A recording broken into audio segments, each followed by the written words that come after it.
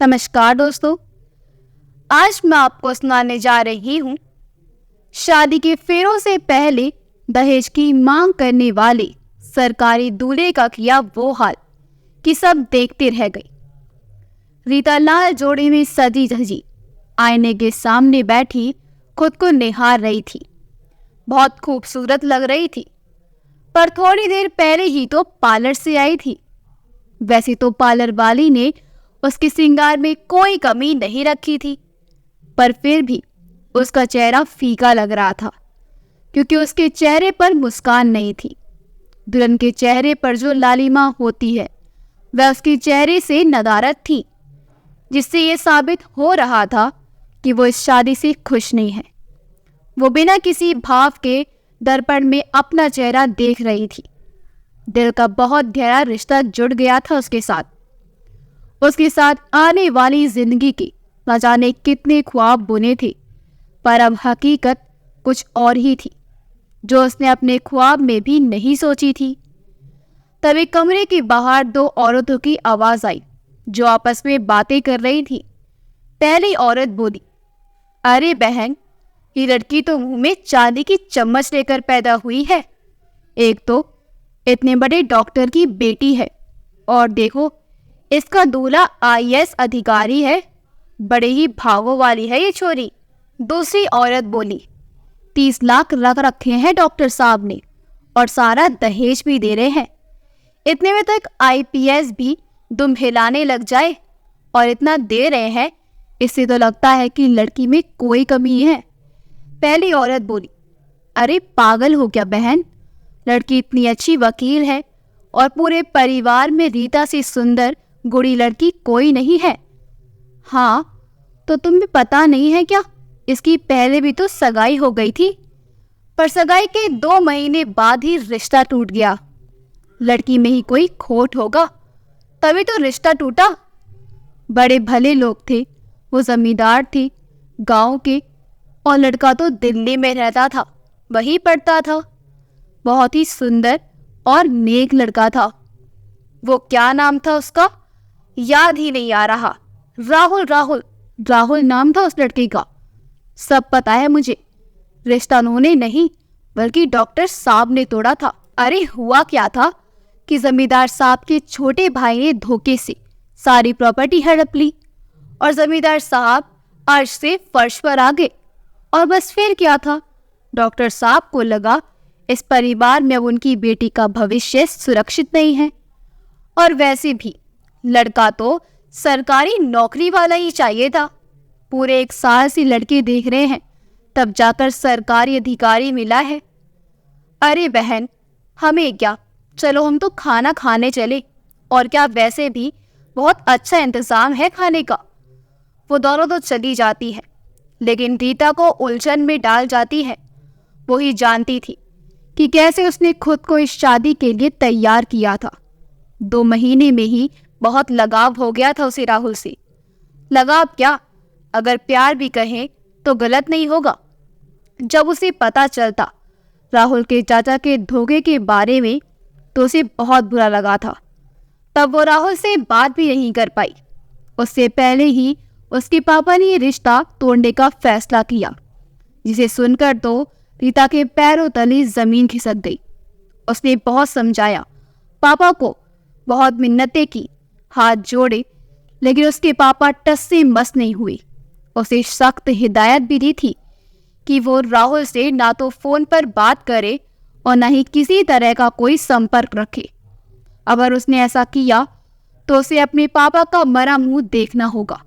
बहुत मुश्किल था उसके लिए, जिसके साथ अपनी आने वाली जिंदगी की सपने देखे थे, उसे छोड़कर किसी और के साथ घर बसाना। पर दिल के रिश्ते पर खून का रिश्ता भारी पड़ ही गया। पर उसे दहेज वाली बात नहीं पता थी।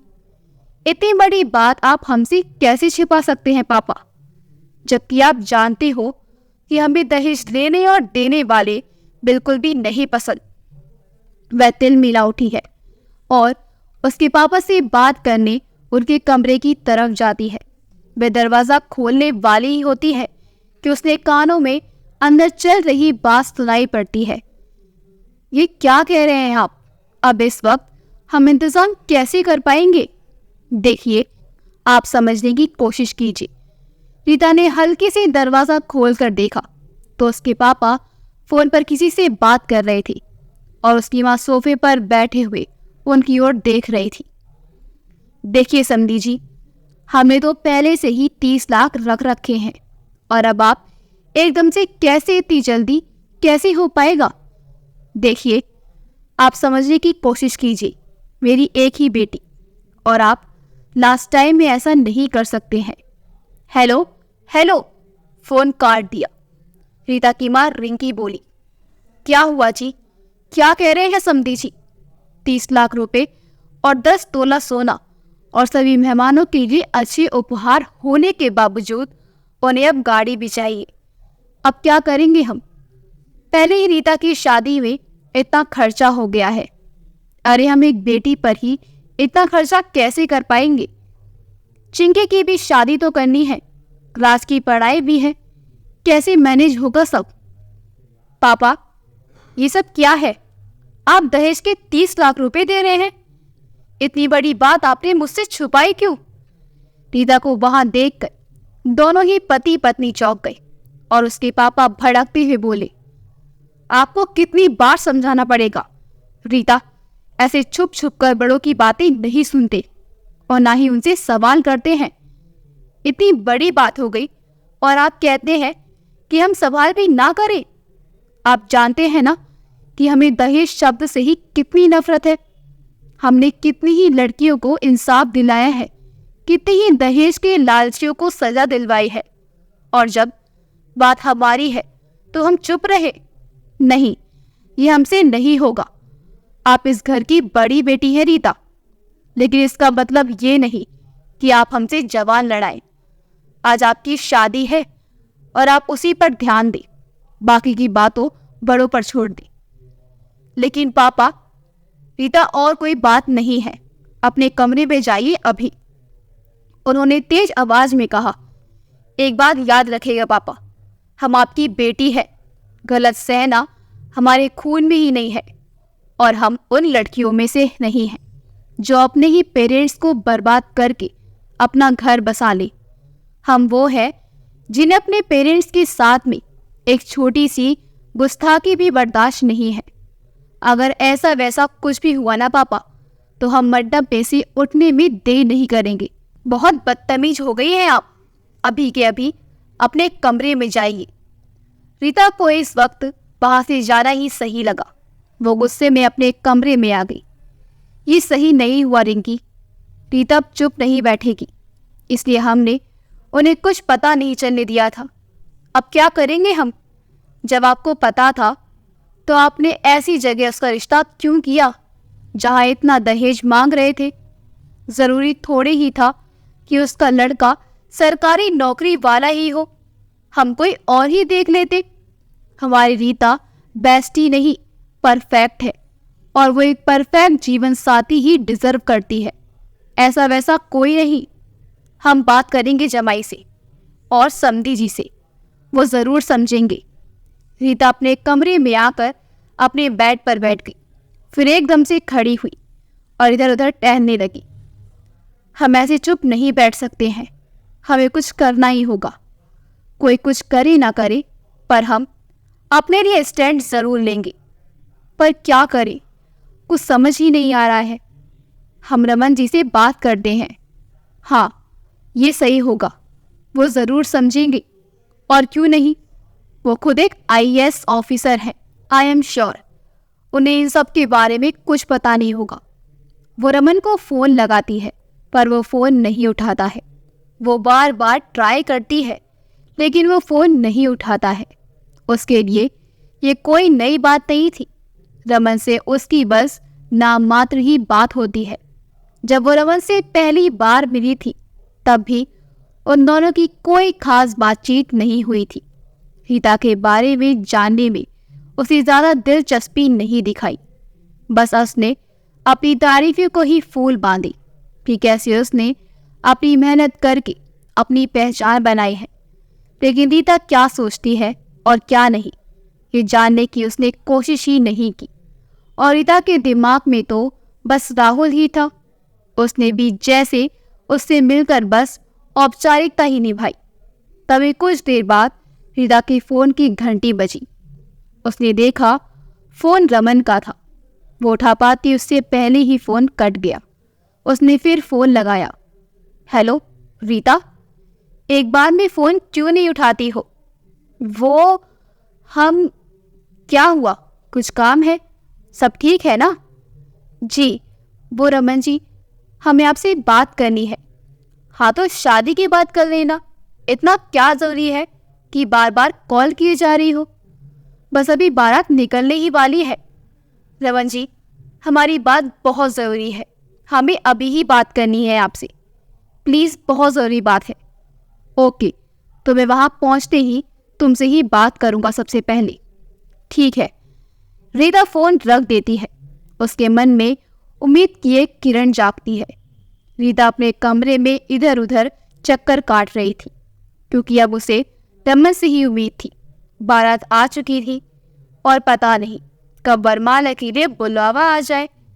रमन जी कहाँ हैं आप? रीता फिर रमन को कॉल करती है, लेकिन तभी दरवाज़ा खुलता है और रमन अंदर आता है। ऐसा भी क्या हो गया रीता कि तुम शादी तक का भी वेट नहीं कर सकी? तुम्हें पता भी है कितनी मुश्किल से यहाँ तक आ पाया हूँ मैं। हम समझते हैं रमन जी, लेकिन हमारा आपसे बात करना बहुत ज़रूरी है। हाँ तो जो भी है जल्दी बोलो, वरना कोई आ जाएगा, टाइम नहीं है मेरे पास। रीता रमन से सब कुछ बता देती है, तो उस पर रमन उससे कहता है, तो इसमें इतना घबराने वाली क्या बात है? ये सब तो अपनी फैमिली और सोसाइटी में नॉर्मल है यार। तो ऐसी बात को इतनी बड़ी क्यों बना रही हो? और मैं पापा और दादाजी को जानता हूँ, वो नहीं मानेंगे। उनसे कहने का कोई फायदा भी नहीं है। मतलब आपको सब पता है और आपको कोई प्रॉब्लम भी नहीं है दहेज से? रीता ने हैरानी से कहा। मुझे क्या प्रॉब्लम होगी यार, ये सब तो बड़ों का मैटर है और अपनी कास्ट में तो ये सब नॉर्मल है। और वैसे भी तुम्हारे पापा आर्थिक रूप से सक्षम है, तो कोई इतनी बड़ी बात भी नहीं है। रीता रमन की बात सुनकर हक्की बक्की होकर उसे देख रही थी। उसे विश्वास ही नहीं हो रहा था कि रमन ऐसी सोच भी रख सकता है। रमन जी, आप ऐसी सोच रखते हैं, आई कांट बिलीव। आपने हमसे सोशल अकाउंट पर दहेज के खिलाफ इतनी सारी पोस्ट डाल रखी है और आप। रमन बोला, प्लीज रीता, इतनी सी बात को इतना भी मत बढ़ाओ। तुम तो ऐसे दिखा रही हो जैसे मेरे घर वाले जबरदस्ती तुम्हारे घर वालों से मांग रहे हैं। तुम्हारे पापा खुद अपनी मर्जी से दे रहे हैं। जब हमारी शादी की बात हो रही थी तभी ये सब फिक्स हो चुका था। तुम्हारे पापा की गलती है कि उन्होंने तुम्हें अंधेरे में रखा, और तुमने क्या मेरा सोशल अकाउंट देखकर मुझसे शादी के लिए हाँ कही थी? वो उस पर गुस्सा होते हुए बोला। रीता की होश उड़ गई उसकी बात सुनकर, और उसका ऐसा रवैया होगा ये तो उसने सपने में भी नहीं सोचा था। उसकी बातों से उसे बहुत गुस्सा आ रहा था, लेकिन फिर भी उसने अपने गुस्से को नियंत्रित किया और उससे बोली, रमन जी, आपके घर से फोन आया है। पापा जो अपनी मर्जी से दे रहे हैं ना, उसके अलावा भी उन्होंने गाड़ी की डिमांड की है। ये आपको पता है? मतलब तुम्हें गाड़ी से प्रॉब्लम है ना, तो मैं पापा को मना कर दूंगा गाड़ी के लिए, फिर ठीक है ना? आपका मतलब है आपको भी दहेज चाहिए था, और जो आपके घर वालों की नई डिमांड है सब पता है आपको, राइट? हाँ बिल्कुल सही कहा तुमने, मुझे सब पता है। लेकिन तुम क्या चाहती हो ये मेरे समझ में नहीं आ रहा है। तुम ये शादी करना चाहती भी हो या नहीं? नहीं, तुम अभी भी राहुल के बारे में ही सोच रही हो और इसलिए इस शादी से बचने के लिए ये बहाना ढूंढ रही हो। रमन ने शक भरे लहजे में कहा, जिससे रीता भी थोड़ा बौखला गई। रमन जी, आप इस बात को घुमाकर उसे पलटना चाहते हैं। आप राहुल को लेकर पूरी तरह निश्चित हैं, क्योंकि आप बहुत अच्छे से जानते हैं हमें, इसलिए पॉइंट पर रहिए। आप क्या सोचते हैं ये तो हमने जान लिया है, और अब हमारी बात सुनिए, क्योंकि शायद आप हमें अच्छे से नहीं जानते हैं। जानता हूँ, बहुत अच्छे से जानता हूँ तुम्हें। तुम एक जागरूक नागरिक हो, अपने खुद के दम पर एक एनजीओ भी चलाती हूँ, बेसहारा लोगों के लिए सामाजिक कामों में भी बहुत एक्टिव रहती हूँ। सोशल इवेंट में भी तुम्हें दहेज के खिलाफ बहुत कुछ बोला है और उससे रिलेटेड केस भी लड़े हैं। बट रीता, यहाँ पर बात अलग है। तुम्हारे पापा ने खुद 30 लाख देने की पेशकश की थी। हम नहीं आए थे उनके पास, और ये रिश्ता भी तुम्हारी तरफ से ही आया था। हमारी ओर से कोई पहल नहीं हुई थी। पर तुम्हें ये सब कैसे पता होगा? बिकॉज तुम बिल्कुल भी दिलचस्पी नहीं रखती इस शादी में। तुम्हें पापा ने ही कहा था इन सब के बारे में तुम्हारे सामने कोई बात नहीं होगी। जब आप हमें इतने अच्छे से जानते हैं तो आपको पता होना चाहिए ना कि जब हमें पता चलेगा तो हमारा रिएक्शन क्या होगा। हम दूसरों की शादी में दहेज का लेना देना पसंद नहीं करते, तो ये तो हमारी खुद की शादी है, हम कैसे इतना गलत होने देंगे? रीता गुस्से में बोली, तो ये अपने घर वालों से क्यों नहीं कहा तुमने? मैं अपने बड़ों के बीच में नहीं बोलता। उन्होंने जो डिसीजन लिया मैंने वही मान लिया। हमारी बात अभी खत्म नहीं हुई है रमन जी। आपके घर वालों ने आपकी कीमत लगा दी और आप कह रहे हैं कि आप उनके सामने नहीं बोलेंगे। आप चुप रहें, लेकिन हम नहीं रहेंगे। और वैसे भी हम बचपन से ही समाज के खोखले नियमों को तोड़ते आए हैं, तो आज एक और सही, मगर ये शादी दहेज के बिना नहीं हो सकती है। तो नहीं चाहिए हमें खरीदा हुआ सरकारी दूल्हा, क्योंकि दहेज के बस 2 ही मतलब होते हैं, या तो अपने दूल्हे को खरीद लिया है या फिर धन के आगे का खर्चा भी लड़की के माँ बाप ने एडवांस में ही दे दिया है। और अगर लड़की के आगे का खर्च भी अगर उसके पेरेंट्स को ही देना है तो लड़की का कोई हक नहीं बनता उसे अपनी पत्नी बनाकर साथ ले जाने का। अब आप हमें बताएं कि हमारी शादी में दहेज का क्या रोल है? क्या आपकी कीमत है या हमारे आगे का खर्च? क्योंकि ये गिफ्ट तो बिल्कुल भी नहीं है। आपने जो अपनी सोशल इमेज बना रखी है वो आप ना हो, लेकिन हमने जो हमारी सोशल इमेज बाहर बनाई है वो वास्तविक है, फेक नहीं। रीता की आंखों में आक्रोश साफ झलक रहा था। डर का तो नामो निशान नहीं था, जो कि रमन साफ साफ देख सकता था। वो समझ गया था कि ये शादी तोड़ देगी, लेकिन अपने आत्मसम्मान और उसने उसूलों के साथ कोई समझौता नहीं करेगी। और अगर ये शादी टूट गई तो उसके और उसके परिवार की इज्जत समाज में क्या रह जाएगी। इसलिए उसने रीता की कड़वी बातों को ध्यान में ना रखकर बात को संभालते हुए कहा कि रीता प्लीज शांत हो जाओ और मेरी बात सुनो। जल्दबाजी में लिया गया कोई फैसला सही नहीं होता। तुम चिंता मत करो, मैं बात करूंगा पापा से, वो मेरी बात जरूर मानेंगे। मैं तुमसे वादा करता हूँ ये शादी बिना दहेज की ही होगी। रीता उसे हैरानी से देखने लगी, जैसे वह समझने की कोशिश कर रही हो। क्या रमन सच में मान गया है? अब ठीक है ना, जैसा तुम चाहती हो वैसा ही होगा। अभी बहुत देर हो गई है, सब मुझे ढूंढ रहे होंगे। हाँ, आप जाइए। रमन चला जाता है, लेकिन रीता की उलझन अब और बढ़ जाती है। वो समझ जाती है कि उसके पापा ने उसके लिए जीवन साथी चुनने में बहुत बड़ी गलती कर दी है। रीता अपनी सोच में गुम थी।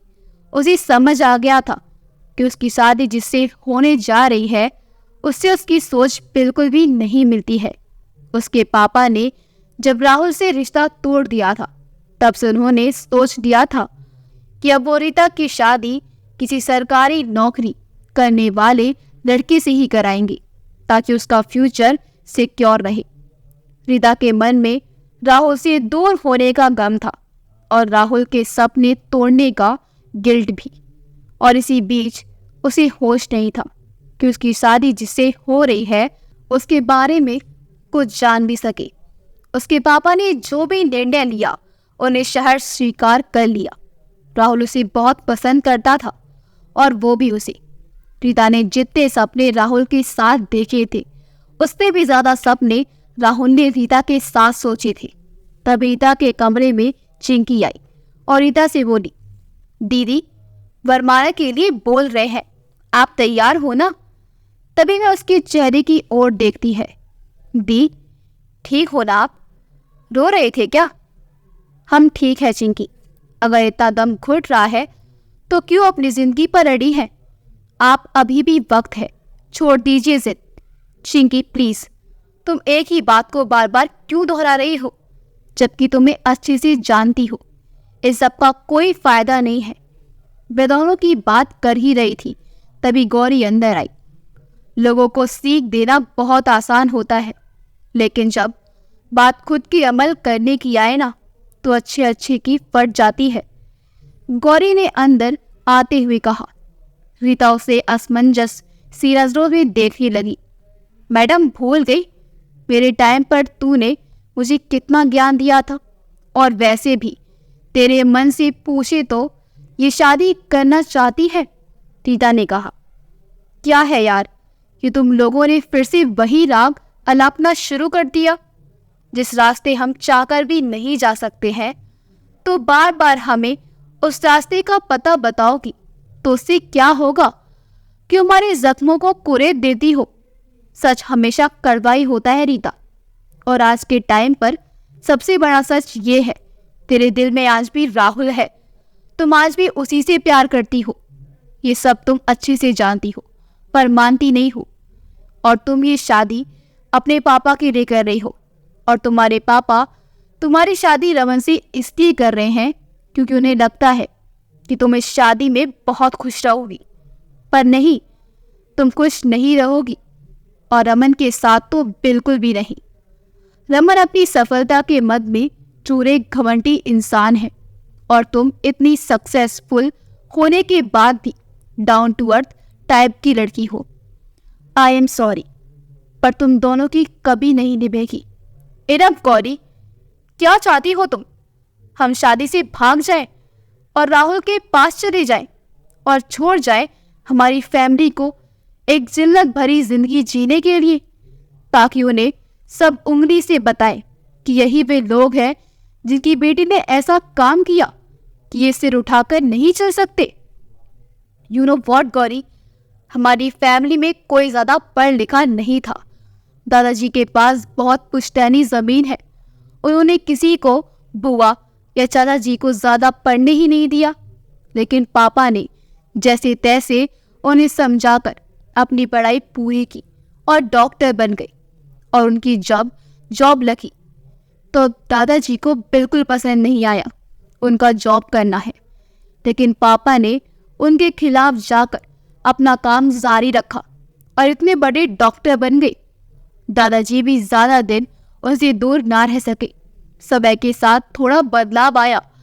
हमारे घर के लड़कों को पढ़ने की और जॉब करने की इजाज़त है, पर लड़कियों को बस पढ़ने तक की ही है। जब हमने वकील बनने का फैसला किया तो सब उस फैसले के खिलाफ थे, पर हमारी जीत के आगे पापा को झुकना ही पड़ा। हम वकील तो बन गए, लेकिन हमारे पूरे परिवार की सोच हमारे लिए बदल गई। उन लोगों के हिसाब से हम अब मनमानी करेंगे और कुछ गलत काम भी कर सकते हैं, पर हमने हमेशा उन लोगों को हमारे काम से गर्व महसूस कराया है, और अब सबकी सोच बदलने भी लगी है। ये सब समझती हूँ मैं, लेकिन तुम अपने बारे में क्यों नहीं सोच सकती हो? गौरी, अगर तुम्हारे हिसाब से हम हमारे बारे में सोचे ना, तुम्हारी फैमिली जो पहले हमारे बारे में सोचती थी ना, उस सोच पर मुहर लगाएगी, और हमारी बहनों को भी पढ़ाई शायद रोक दी जाए, क्योंकि इन सब का इल्ज़ाम हमारी पढ़ाई पर ही लगेगा। और हम इतने स्वार्थी कभी नहीं हो सकते कि अपने घर वालों की इजाज़त और अपनी बहनों का भविष्य दांव पर लगाकर अपनी खुशियां बनाएं। उसके बाद सुनकर गौरी भी इमोशनल हो जाती है और चिंकी की आंखों में भी आंसू निकल जाते हैं। अरे चिंकी, तुम भी यही अटक गई। और गौरी तुम भी। वरमाला के लिए देर हो रही है, जल्दी चलो। आ रहे हैं अंकल जी, गौरी ने कहा। और तुम दोनों अभी से इमोशनल मत हो, अभी विदाई में समय है। डॉक्टर साहब ऐसा कहकर तेजी से वहां से निकल जाते हैं। तीनों ही उनकी बात सुनकर खुद को नॉर्मल करती है और वरमाला के लिए चली जाती हैं। एक बड़ा सा हॉल जहाँ की सजावट बहुत शानदार थी और स्टेज को बहुत करीने से सजाया गया था। सब दुल्हन का ही इंतजार कर रहे थे। तभी सिस्टम में ढोल नगाड़े का सुर गूंजने लगता है और हॉल में रीता अंदर आ जाती है। रमन रीता की ओर देखता है, उसका चेहरा मुरझाया होता था। उन दोनों को स्टेज पर छोड़कर सब नीचे आ जाते हैं। दोनों के हाथ में वरमाला होती है। रमन सबकी नज़र बचाकर धीरे से उसे कहता है, मैंने पापा से बात कर ली है, वो मान गए हैं। रीता के चेहरे पर हल्की सी मुस्कुराहट आ जाती है और रमन को थैंक्स कहती है। वरमाला और आशीर्वाद समारोह संपन्न होने के बाद सबको फेरों की तैयारी के लिए कहा जाता है। जब रीता वहां से जाने लगती है, रमन की नज़र उसकी उंगली पर जाती है। एक मिनट रीता, रुको, तुमने सगाई की अंगूठी गलत उंगली में पहनी है, रीता ने कहा। वो हमारी इस उंगली में स्वेलिंग आ गई है, इसलिए हमने दूसरी उंगली में पहन ली है। पर अभी कोई देखेगा तो क्या कहेगा? आज के दिन तो पहन लो, रमन ने कहा। बट हमें इसमें दर्द हो रहा है और भी किसी का ध्यान थोड़ी ना जाएगा। प्लीज़ यार, आज की तो बात है, इतने से दर्द से कुछ थोड़ी ना होगा। फेरों का मुहूर्त 1 या 2 घंटे बाद का ही है, इतने से टाइम तक तो पहन ही सकती हो। ठीक है, हम पहन लेंगे। रीता अपने रूम में आ जाती है। इस समय उसके आसपास उसकी कजिन सिस्टर थी, लेकिन उसका ध्यान वहाँ नहीं था। वो फिर अपनी यादों में खो जाती है। एक दिन सगाई के बाद राहुल के फैमिली रीता के घर लंच के लिए आई थी। रीता, तुम्हारी उंगली में क्या हुआ? कुछ नहीं राहुल, वो हम सब्जी काट रहे थे तो कट गई, तो इसमें से रिंग निकाल दीजिए। ये आप क्या कह रहे हैं राहुल? आपके घर वाले बाहर बैठे हैं और हम सगाई की अंगूठी निकाल दें? कैसी बात कर रहे हैं आप? क्या सोचेंगे सब हमारे बारे में? बस इतनी सी बात, मेरे पास इसका भी सॉल्यूशन है। राहुल ने उसकी उंगली से रिंग निकालकर उसके ही पास वाली उंगली में डाल दिया। और ठीक है ना, बट रिंग इसमें नहीं पहनते हैं, तो ये बताइए सगाई पर रिंग इस उंगली में क्यों पहनाई जाती है? क्योंकि ऐसा कहा जाता है कि इस उंगली को नसें दिल तक जाती हैं, तो इस उंगली में रिंग इसलिए पहनाई जाती है क्योंकि इसका कनेक्शन दिल से होता है। तो फिर इस उंगली का कनेक्शन भी उंगली के साथ होता है ना, तो फिर ये दिल से ही कनेक्ट हुई ना। आपके पास हमेशा ऐसे ही अजीब और गरीब लॉजिक होते हैं। आजकल आंखों में कुछ ज़्यादा ही नोटिस करने लगी हो। चलिए, अब आपको हम अपना पूरा घर दिखा देते हैं, जैसे ही आपकी इच्छा हो। रीता की एकदम से तंद्रा टूटी और उसे सब याद आया कि आज उसकी शादी किसी और के साथ है, तो उसका दिल तड़प उठा। उसके मन में रह रहकर राहुल का ख्याल आ रहा था। तभी उसका फ़ोन बज उठा। दूसरी बार रिंग होने पर उसने फ़ोन उठा लिया। तुम हमें फ़ोन क्यों कर रही हो गौरी? हम कमरे में ही तो हैं, अंदर आ जाओ। अपना मुंह बंद रखो और मेरी बात सुनो। जल्दी अपने रूम से बाहर आ, कोई सवाल नहीं, जल्दी आओ। रीता बिना कुछ कहे बाहर आती है। उसके आते ही गौरी उसका हाथ पकड़कर एक और ले जाती है, जहां पर रमन अपने सबसे खास दोस्त से बात कर रहा था। पर वो दोनों एक और खड़ी थी, पर वो वहां से रीता और गौरी को नहीं देख पा रहे थे।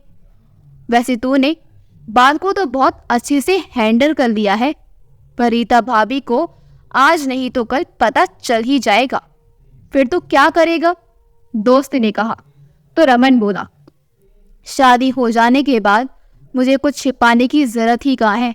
बस जैसे तैसे ये शादी हो जाए। मुझे पता था रीता को जब दहेज के बारे में पता चलेगा तो उसका रिएक्शन कुछ ऐसा ही होगा। वो इस शादी से पीछे भी हट सकती है, और अगर ऐसा होता है तो क्या इज्जत रह जाती मेरी और मेरे परिवार की। इसलिए मैंने और पापा ने रीता के पापा से इस बारे में बात की। तो पता है उन्होंने क्या किया? उन्होंने रीता की तरफ से माफ़ी भी मांगी, और जो वो गाड़ी देने के लिए आनाकानी कर रहे थे ना, उसके लिए भी वो तैयार है। बस ये लेन देन का काम रीता के सामने नहीं होगा।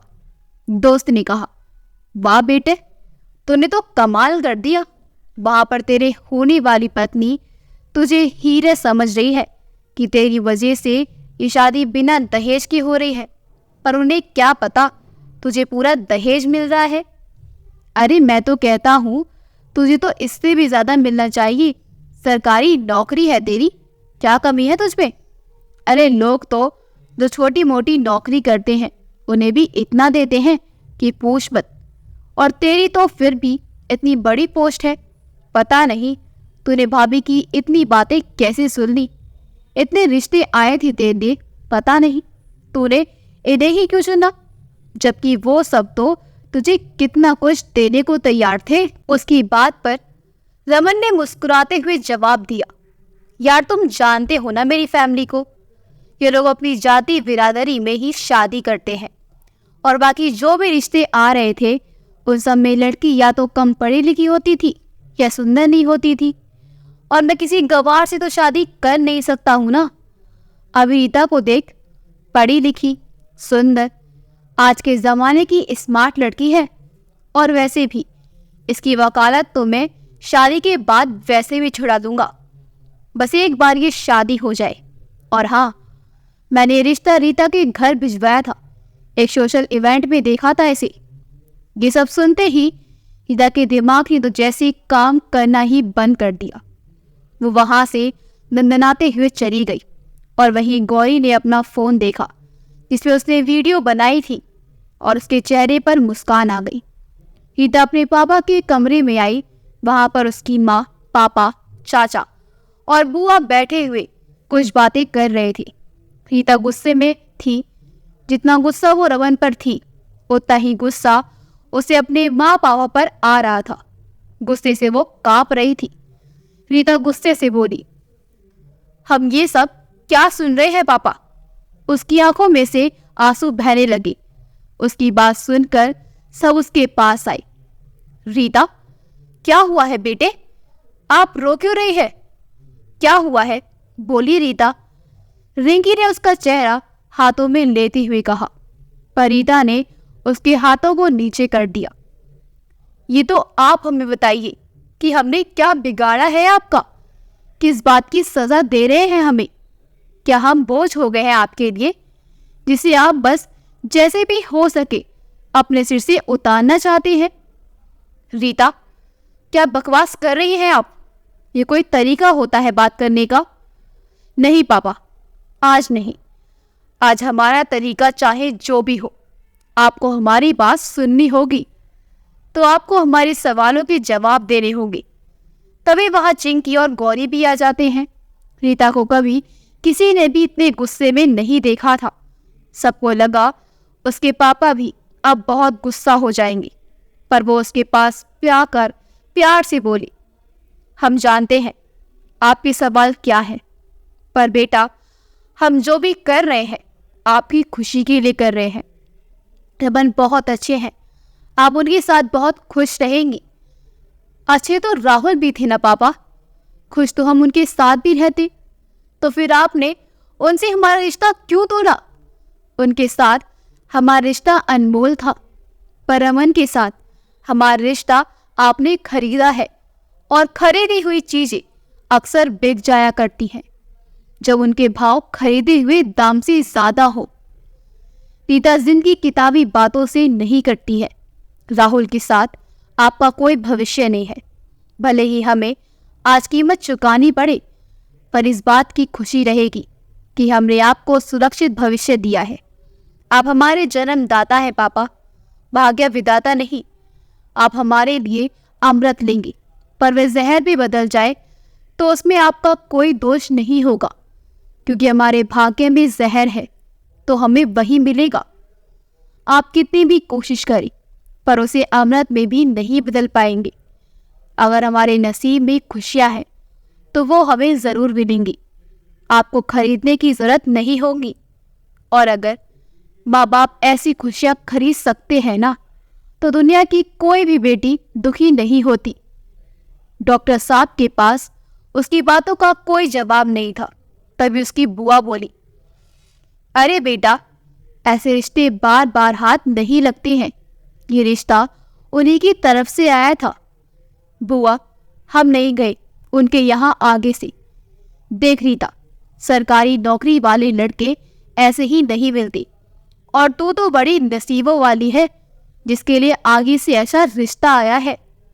नहीं चाहिए बुआ हमें ऐसा खरीदा हुआ सरकारी दूल्हा जिसकी कीमत भी अपने घर वालों ने तय कर दी, जो अपने फायदे के लिए झूठ बोले। हम अभी इसी अंधेरे में ढकेल कर सोच रहे हैं कि आप हमें बहुत अच्छी जगह भेज रहे हैं, पर बिना मांग दिए जाए तो वो भेंट होती है, पर मुंह से मांग जाए तो वो भीख होती है। और आप हमें बताइए कि भीख मांगने वालों को क्या कहा जाता है? भिखारी ही कहा जाता है ना। उसकी बात सुनकर सभी निशब्द हो गए। किसी को समझ ही नहीं आया कि कोई क्या कहे। तभी उसके चाचा जी ने कहा, हम तुम्हारी बातों को समझते हैं, पर अब घर से बारात लौटी तो इस घर की क्या इज्जत रह जाएगी बेटा। इसलिए हम तुम्हारे आगे हाथ जोड़ते हैं, ये शादी कर लो बेटा। रीता ने आस भरी नजर से अपने माँ पापा की ओर देखा, पर उन्होंने कुछ नहीं कहा। तो उसने अपने चाचा जी के जोड़े हुए हाथों को नीचे किया और अपने आंसू पोंछते हुए बोली, आपकी खुशी के लिए तो हमने राहुल को छोड़ दिया, तो ये तो बहुत छोटी बात है। आपकी खुशियाँ, आपकी इज्जत, आपका मान सम्मान हमें हमारी जान से भी ज्यादा प्यारा है। लेकिन आप हमारी शादी पर जो दहेज भीख दे रहे हैं ना, वह रमन या उनकी फैमिली को नहीं, बल्कि हमें सबके सामने हमारे हाथों में देंगे। अगर आपने ऐसा नहीं किया तो हम मंडप में नहीं बैठेंगे। ऐसा कहकर मैं तेजी से वहां से भाग गई और अपने कमरे में आ गई और अपने घुटनों के बल बैठकर फूट फूट कर रोने लगी। उसे बहुत तकलीफ हो रही थी। आज किसी ने भी उसका साथ नहीं दिया। सबको समझ आ गया था कि रमन उसके लिए ठीक नहीं है, लेकिन फिर भी किसी ने इस बात का जिक्र तक नहीं किया, बल्कि उससे ही समझौता करने को कहा। वो इस वक्त राहुल को बहुत मिस कर रही थी। उसे पता नहीं क्या सोचा कि उसने अपने फ़ोन से राहुल को कॉल कर दिया, लेकिन रिंग जा पाती इससे पहले ही उसने फ़ोन कट कर दिया और फिर से सिसकने लगी। उसकी और उसे राहुल की आखिरी मुलाकात याद आने लगी। जब वो एक मंदिर में गई थी तब वो राहुल से मिल गई थी। रीता जैसे ही भगवान को प्रणाम करके उठने लगती है, तभी उसे राहुल नजर आता है। तो वो जल्दी से अपना चेहरा दुपट्टे से कवर करती है और जल्दी से बाहर आने लगती है। उसमें इतनी हिम्मत नहीं थी कि वो राहुल का सामना कर सके, लेकिन जैसे वो मंदिर से बाहर आने लगी तभी वो राहुल से टकरा गई। राहुल ने कहा, सॉरी, लेकिन तभी उसे उसकी शक्ल दिखाई देती है। रीता तो उससे नजरें भी नहीं मिला पा रही थी। रीता का गला सूखने लगा। उसे समझ नहीं आ रहा था कि वो क्या करे, और राहुल समझ रहा था कि वो अभी क्या सोच रही होगी। राहुल ने कहा, रीता, आप ठीक है ना? रीता ने कहा, जी वो हम ठीक हैं। रीता को डर लग रहा था कि राहुल उसे कुछ सुना देगा और वो सब सहन कर सकती है, पर राहुल की नज़रों में अपने लिए नफरत नहीं। दोनों ने एक दूसरे का साथ निभाने की कस्में खाई थी, और जब राहुल का बुरा समय चल रहा था तब उसे उसका साथ छोड़ना पड़ा। राहुल ने कहा, इतना ऑकवर्ड फील करने की जरूरत नहीं है। रीता, जो भी हुआ उसमें आपकी कोई गलती नहीं है। मैं जानता हूँ आपने बहुत कोशिश की थी, बट अंकल नहीं माने। मैंने और मम्मा पापा ने भी बहुत ट्राई किया, पर छोड़ो ये सब। और कैसी हैं आप? हिदा की आंखों में नमी तैर गई। राहुल, हमें माफ़ कर दीजिए। हम इस रिश्ते को बचाने के लिए कुछ नहीं कर पाए। आपको गिल्टी फील करने की कोई ज़रूरत नहीं है। और किसने कहा हमारा रिश्ता नहीं बचा? हम सबसे पहले दोस्त थे ना। तो क्या हम अब दोस्त नहीं हैं? आप हमेशा मेरे बेस्ट फ्रेंड रहेंगे राहुल। आपकी जगह कोई भी नहीं ले सकता है। मेरी ज़िंदगी में भी आपकी जगह कोई भी नहीं ले सकता है, कभी भी नहीं। और हाँ, आपकी ज़िंदगी में कभी भी कोई भी मुसीबत हो तो आपका ये बेस्ट फ्रेंड हमेशा आपके साथ है। जब भी ज़रूरत हो बस ये काम आवाज़ लगा देना, मैं आ जाऊँगा। रीता का गला भर आता है, वो कुछ बोल नहीं पाती है और राहुल वहाँ से चला जाता है। वो बस कुछ कदम ही चला होता है कि वापस आया और रीता को अपने गले से लगा लिया और बिना उसकी ओर देखे ही कहा, आपको दुनिया भर की सारी खुशियाँ मिली। Good bye Rita. उसके एक आंखों से आंसू की बूंदें छलक आई जो रीता ने अपने कंधे पर महसूस की। वो उससे अलग होकर बिना उसकी ओर देखे ही रीता आगे बढ़ गया और रीता बेबस खड़ी उसे जाती देख रही थी। वो समझ गई थी कि ये उनकी आखिरी मुलाकात है। रीता ने एकाएक राहुल को कॉल कर दिया। उसने दूसरी बार में फ़ोन उठा लिया। हेलो हेलो कहने की हिम्मत नहीं हो रही थी। क्या कहें, उसे खुद ही समझ नहीं आ रहा था। Hello hello Rita. उसके मुंह से रीता सुनकर ही रीता का रोना फूट पड़ी। उसके रोने की आवाज़ से राहुल परेशान हो गया। रीता, सब ठीक है ना? प्लीज़ रोना बंद कीजिए। लेकिन उसका रोना बंद नहीं हुआ। उधर से राहुल की आवाज़ आ रही थी, पर उसने कॉल कट कर दिया। वो अपने मुंह को ढककर रोने लगी। उसके रूम में गौरी और चिंकी आती है। गौरी उसे रोते देख अपने गले से लगा लेती है। चुप हो जा रीता, देख नसीब किसी ने भी हमारे फेवर में कुछ नहीं बोला। वो सिसकते हुए बोली, कोई आपके साथ हो या ना हो, मैं हूँ दी आपके साथ। यहाँ से चले जाइए, जो भी होगा मैं संभाल लूँगी। चिंकी ने उसका हाथ पकड़कर कहा, हम कायर नहीं है जो भाग जाएंगे, और न ही स्वार्थी है जो अपने परिवार को ऐसे बीच मझधार में छोड़ जाएंगे। हमारे साथ तो जो हुआ सो हुआ, पर तुम्हारे साथ हम ऐसा कभी नहीं होने देंगे। चिंकी, तुम बिल्कुल भी चिंता मत करना। रीता, संभाल खुद को, तुम तो बहुत स्ट्रांग हो। नहीं गौरी, हम बहुत कमज़ोर हैं। यहाँ पर कुछ गलत हो रहा है, हम उसके खिलाफ आवाज़ भी नहीं उठा सकते हैं। हमारे साथ गलत हो रहा है पर हम कुछ नहीं कर सके, तो हम किसी को और किसी के लिए क्या लड़ेंगे? वो रमन क्या हमारी वकालत छुड़वाएगा? हम खुद छोड़ देंगे। कुछ नहीं हो सकता। हमने राहुल के साथ ही तो गलत किया था। हमने। और वो फिर रोने लगी और अचानक बेहोश हो गई। चिंकी और गौरी ने बहुत मुश्किल से उसे संभाला और बेड पर लिटा दिया। गौरी गुस्से में उठकर डॉक्टर साहब के रूम की ओर चली गई, जहां सब बैठे थे। कैसे लोग हैं आप सब? आपकी बेटी इतनी तकलीफ में है और सिर्फ आप लोगों की वजह से। बहुत चिढ़ते हैं ना आप लोग राहुल के नाम से, पर आप भूल रहे हैं राहुल को रीता के लिए आप लोगों ने चुना था। उसका बॉयफ्रेंड नहीं था वो, और जब रीता को उससे अटैचमेंट हो गया तो आप लोगों ने ये रिश्ता तोड़ दिया। यार, गलती आप लोगों की थी और आज भी आप लोग ही गलत हो, जिसकी सज़ा रीता भुगत रही है। आप लोगों को मैंने वो वीडियो दिखा दिया, लेकिन फिर भी आप लोगों पर कोई फर्क नहीं पड़ा। वो उन सब बेफर पड़ी थी। डॉक्टर साहब ने उसके पास आकर प्यार से कहा, चिंता ना करें गौरी, आपकी दोस्त के साथ कुछ गलत नहीं होगा। जाइए उनके पास, थोड़ी ही देर में उनकी शादी है। गौरी को कुछ समझ नहीं आया, पर वो बिना किसी सवाल के वापस आ गई। रीता को भी होश आ गया था। तभी कोई उन्हें बुलवाने के लिए आया तो उन दोनों ने उसे वापस ठीक से तैयार किया और भारी मन से उसे नीचे लेकर आ गई और दूल्हे के पास उसे बैठा दिया। दूल्हे का चेहरा सहरे की वजह से ठीक से दिख नहीं रहा था। रीता को तो जैसे कोई होश था ही नहीं।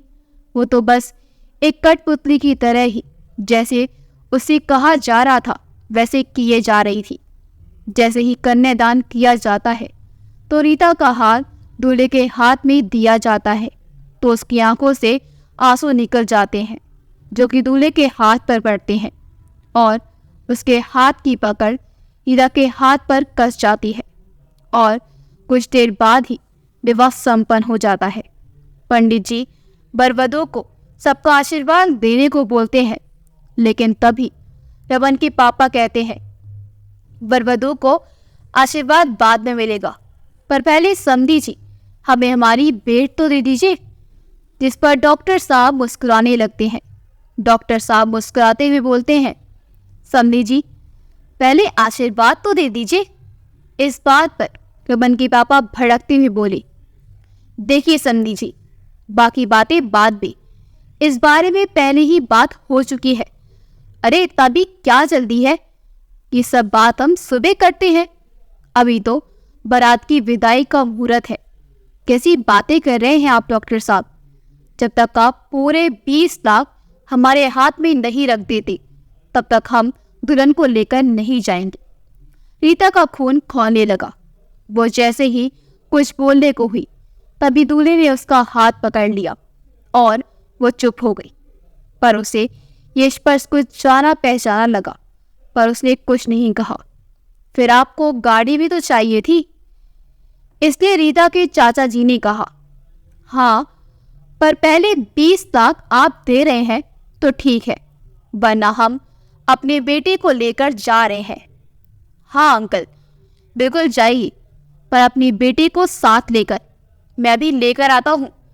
रीता का हाथ भाई ऐसा कहकर वहां से चला जाता है और साथ में रमन को लेकर आता है जो कि बहुत गुस्से में होता है। उसे देखकर सब भौचक्के रह जाते हैं और रीता के पैरों तले जमीन खिसक जाती है कि उसकी शादी किससे हो गई है। वो अपने पास खड़े दूल्हे के चेहरे से सहरा हटा देती है जो उसके चेहरे पर हैरानी और खुशी के मिले जुले भाव आ जाते हैं, क्योंकि वो लड़का और कोई नहीं खुद राहुल था। ये सब क्या है और ये लड़का कौन है? और रमन, तुम वहां क्या कर रहे हो और ये लड़का यहाँ कैसे? रमन के पापा उसके पास आकर बोले मुझे नहीं पता पापा, पता नहीं किसी ने पीछे से मुझे बेहोश कर दिया। और वो रीता के पास आकर बोला दिखाई ही दी ना अपनी औकात। मुझे पता था तुम इससे ही शादी करना चाहती थी, इसलिए इतने नखरे दिखा रही थी। तुमने जो धोखा दिया है ना, उसके लिए तो मैं तुम्हें छोड़ूंगा नहीं। तुम जैसी निहायती। तभी राहुल बोल पड़ा रीता के खिलाफ एक शब्द भी मत बोला रमन, वरना जिंदगी भर उन शब्दों के लिए तुम्हें अफसोस हो रहेगा। डॉक्टर साहब ने कहा आप कह रहे थे ना समधी जी, आप अपने बेटे को लेकर चले जाएंगे, तो अब किस बात का इंतजार है, जाइए। और रमन उसके साथ ही नबखेड़ा खड़ा करने की कोशिश की तो राज ने कहा ओ हेलो, ना हो सके जीजा जी, आपका ये वीडियो देखिए और आपके पूज्य पिता ने जो वचन कुछ समय पहले बोले हैं ना, उसका वीडियो अगर पुलिस के पास और मीडिया के पास भेज दिया ना, तो बची कुची जो इज्जत है ना वो भी चली जाएगी और आपकी सरकारी नौकरी भी। तो अपना बोरिया बिस्तर लेकर के निकल लो। रमन को उसकी बात सही लगी। थोड़ी ही देर में रमन और बाकी लोग चले जाते हैं। अब तो खुश है ना बेटा? अब क्योंकि आपका दूल्हा खरीदा हुआ नहीं है। पर पापा, ये सब कैसे हुआ? और राहुल आप यहाँ कैसे? हमें तो कुछ समझ नहीं आ रहा है। राहुल ने कहा कि तो तुम्हें अंकल ही बताएंगे। डॉक्टर साहब ने कहा जब रीता तुम रूम में चली गई तब गौरी ने वो वीडियो सबको दिखाया, जिससे हमारा दिमाग ठनका।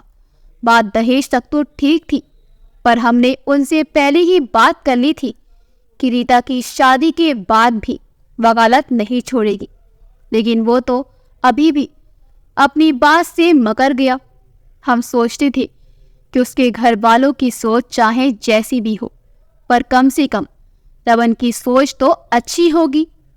पर हम गलत थे, बहुत गलत था, चाचा जी ने कहा।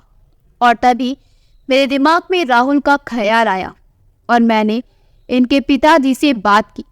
उन्होंने हमें माफ भी कर दिया और शादी के लिए भी राजी हो गए। पर उन्होंने ये कहा कि पहले हम राहुल से बात कर लें, क्योंकि राहुल की खुशी में ही उनकी खुशी है। फिर हमने भाई साहब को समझाया और ये समझ भी गए कि रीता की असली खुशी राहुल के साथ है, रिंकी ने कहा। और फिर मैंने गौरी के पति, जो कि राहुल जी के दोस्त थे, उनसे इसके बारे में पता करने को कहा। और सबसे अच्छी बात ये थी, यहाँ से पास में ही राहुल की बहन का ससुराल है। ये वही कुछ काम से आज ही आए थे। तब हमने इनके पास जाने का फैसला किया। तेरे पापा में इतनी हिम्मत नहीं थी कि ये जाकर इनसे बात करें, इसलिए इन्होंने हमें और तेरे चाचा जी को इनसे बात करने के लिए भेजा, राहुल ने कहा। और जब उन्होंने हमें सारी बात बताई तब मुझे कुछ समझ नहीं आ रहा था कि मुझे क्या करना चाहिए। लेकिन तभी आपका कॉल आया और आप कुछ बोल भी नहीं, पर मैं आपकी आवाज़ सुनकर समझ गया था कि आप इस शादी से खुश नहीं हैं। और तब मैंने तुरंत शादी के लिए हाँ कह दी, राज ने कहा। और बाकी दूल्हा बदलने का काम मैंने कर दिया। रीता की आंखें भर आई। आप सभी ने हमारे लिए ये सब किया और हम पता नहीं क्या क्या सोचे जा रही थी। तभी डॉक्टर साहब उन दोनों के पास आए और राहुल से कहा, हमें याद है बेटा, जब आपका रिश्ता रीता के साथ हुआ था तब आपने दहेज देने से साफ इनकार कर दिया था, लेकिन ये भेंट हमने रीता के लिए ही रखी है। कृपा करके आप इसे स्वीकार करें। ये कहते हुए उन्होंने उसके हाथ में 20 लाख का चेक रख दिया। राहुल ने कहा, मुझे तो लगता था कि शायद अब आपको मुझ पर विश्वास होने लगा है, पर मैं गलत था। आपको तब भी मुझ पर विश्वास नहीं था और आज भी नहीं है, इसलिए तो आप मुझे अब ये 20 लाख दे रहे हैं। डॉक्टर साहब ने कहा, अरे नहीं बेटा, ये तो बस उपहार है, आप किसी अन्यथा ना लें, हमारा ऐसा कोई मतलब नहीं था। राहुल ने कहा, हमें बस आपका आशीर्वाद चाहिए और कुछ नहीं। मेरे पिताजी की संपत्ति गई है, पापा पर मेरा हौसला और मेरी लगन और मेरी मेहनत नहीं। आप चिंता ना करें, ये आपकी बेटी को कभी भी कोई परेशानी नहीं होगी, ये मेरा वादा है आपसे। माँ बाबा की आंखों में खुशी के आंसू आ जाते हैं, रिंकी ने कहा। आप दोनों हमेशा ऐसे ही साथ रहिए। आप पुरानी बातों को ध्यान में ना रखें। जो भी हुआ उसमें रीता की कोई गलती नहीं थी। उन सब के लिए हो सके तो हमें माफ़ कर दीजिएगा और हमारी बेटी का ध्यान रखिएगा। राहुल रीता को लेकर दिल्ली जा रहे हैं। राहुल के चाचा ने सारी प्रॉपर्टी अपने नाम कर ली थी, लेकिन उनका दिल्ली वाला घर राहुल के नाम था, इसलिए वो अभी भी उनके पास था और वो सब वहीं रहते थे। गाड़ी में खामोशी पसरी हुई थी। राहुल ने चुप्पी तोड़ते हुए कहा, मैं दुनिया का पहला लड़का हूँ जो अपनी शादी के बाद खुद ड्राइव करके अपनी दुल्हन को घर ले जा रहा हूँ। रीता खिड़की की तरफ देखकर हल्के से मुस्कुराई और शायद ऐसा भी जिसे बस 1 घंटे पहले ही पता चला कि आज उसकी शादी है, और खुद ही हंसने लगा। रीता के चेहरे पर सुकून भरी मुस्कुराहट आ जाती है। आप आज यहाँ क्यों आए थे? क्या काम था? दीदी के यहाँ मेरी कुछ बुक्स रखी हुई थी, उन्हें लेने आया था। गाड़ी में ही रखी हैं। अगले सप्ताह मेरा इंटरव्यू है। किस चीज़ का इंटरव्यू? मेरा प्री और मेंस क्लियर हो गया है। राहुल ने रीता की ओर देखते हुए, क्या आपने यूपीएससी का एग्जाम दिया था और पास भी कर लिया, पर आप तो मना कर रहे थे ना। आपने पहली बार मुझसे कुछ मांगा था, पूरा तो करना ही था ना। उसकी बात सुनकर रीता भावुक हो गई। फिर वो अपने घर दिल्ली पहुंच गए। वहां राहुल के माँ पापा ने उनका स्वागत किया और अगले दिन अखबार में ये खबर छाप गई थी कि आईएएस अधिकारी रमन चौहान की शादी दहेज की वजह से टूट गई। एक सप्ताह बाद राहुल का इंटरव्यू हुआ और कुछ दिनों बाद ही उसका रिजल्ट आ गया। उसने अपने पहले ही अटेम्प्ट में यूपीएससी क्लियर कर ली थी। सब उसके लिए बहुत खुश थे कि वह एक आईएएस ऑफिसर बन गया। एक दिन राहुल रीता से बोला,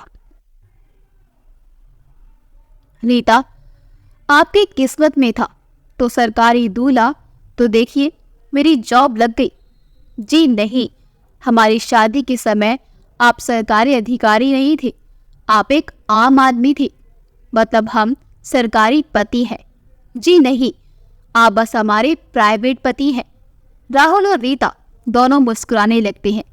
राहुल ने ट्रेनिंग के बाद अपना काम संभाल लिया, तो वही रीता अब बहुत बड़ी वकील बन चुकी थी। दोनों अब बहुत ही खुशहाल जिंदगी जी रहे थे। अगर आपको हमारी कहानी अच्छी लगी हो तो हमारे वीडियो को लाइक करें, शेयर करें और हमारे चैनल योगी वॉइस को सब्सक्राइब कर दें। मिलते हैं अगली वीडियो में। आपका बहुत बहुत धन्यवाद।